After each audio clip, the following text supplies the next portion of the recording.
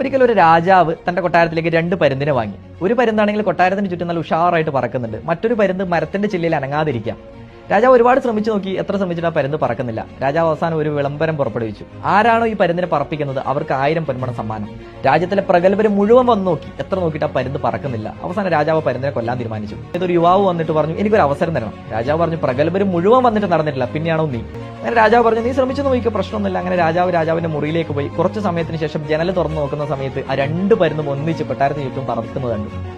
രാജാവ് അത്ഭുതപ്പെട്ടു. രാജാവ് ആ പൊൻപണം എടുത്ത് ആ യുവാവിന് കൊടുത്തിട്ട് ചോദിച്ചു, താങ്കൾ എന്ത് അത്ഭുതമാണ് ചെയ്തത്? അദ്ദേഹം പറഞ്ഞു, ഞാൻ ഒരു അത്ഭുതവും ചെയ്തിട്ടില്ല. ആ 2ാമത്തെ പരുന്തിരുന്ന് ചില്ല ഞാൻ മുറിച്ചു കളഞ്ഞ സമയത്ത്, ആ പരുന്ത് നിലത്തേക്ക് പതിക്കുന്ന സമയത്ത് ചിറക് വിരിച്ച് പറന്നുയരുകയാണ് ഉണ്ടായതെന്ന് പറഞ്ഞു.